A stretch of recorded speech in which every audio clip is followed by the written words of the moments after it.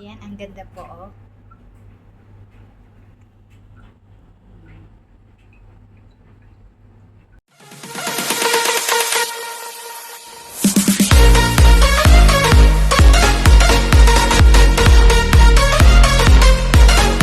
Magluluto tayo ngayon ng egg frittata. Ito po yung chicken na gagamitin ko. Bali, minarinate ko na po at ifrinay.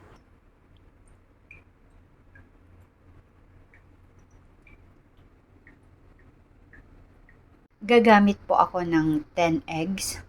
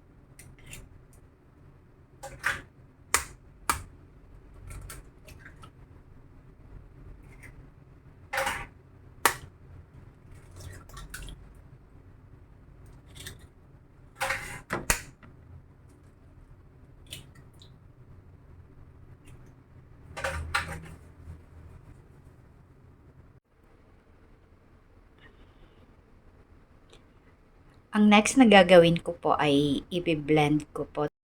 Ilalagay ko po itong cottage cheese dito sa my eggs. At gagamit po ako ng blender.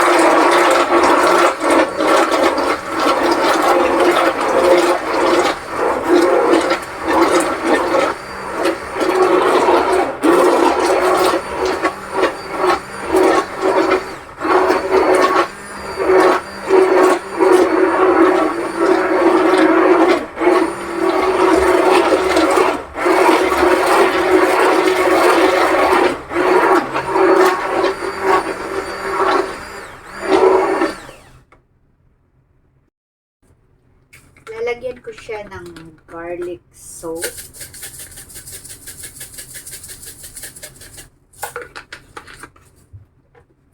Tapos, black pepper.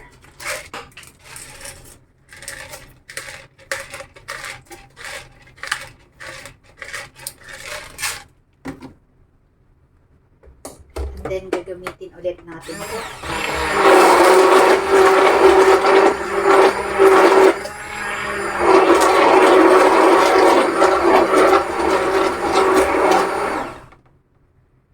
So, gagamit po tayo ng pan na ganito para mamaya kasi ilalagay natin sa oven. Kailangan mainit na mainit, tapos lagyan natin ng kaunting oil. At saka ibubuhos natin yung half po ng eggs na ginawa ko. Dahil mainit na po itong pan, lagyan natin ng oil.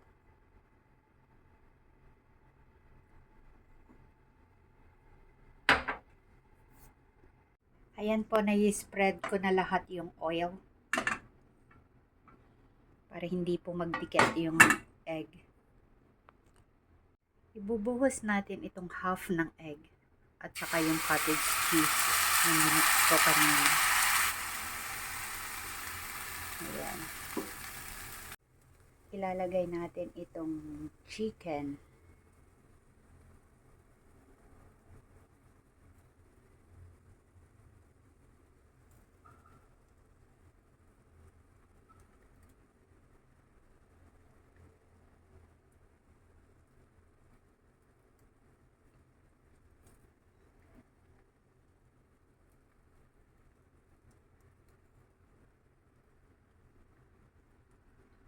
Tapos gagamit din ako ng kale. Niluto ko na po siya, ginisa ko ng butter at saka yung garlic. Spread lang natin.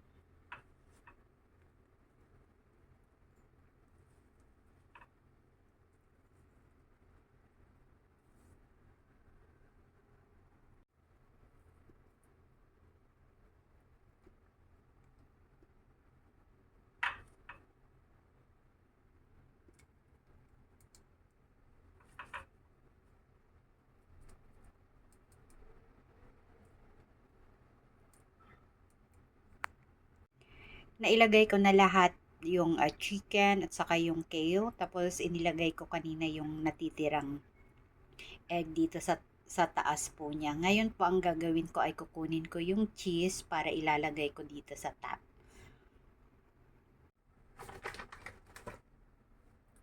Lalagyan natin ng cheese dito sa taas bago natin siya i-oven.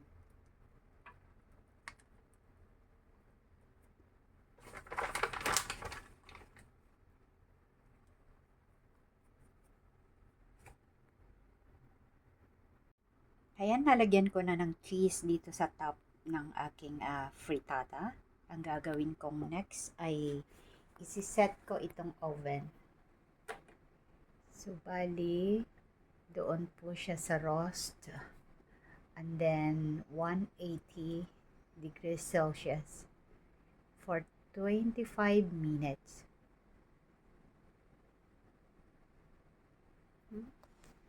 So, ayan, lulutuin ko po siya ng 180 degrees Celsius for 25 minutes.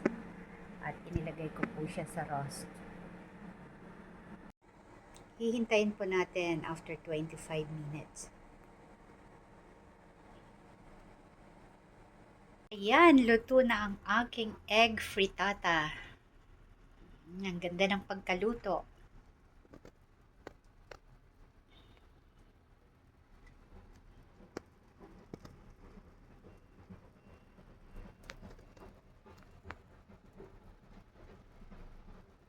Ayan na po yung aking frittata. Tinanggal ko na po siya doon sa may pan. At ang gagawin ko po ngayon ay i-slice ko po siya into 8 pieces. Ayan, na-slice ko na po ng 8 pieces.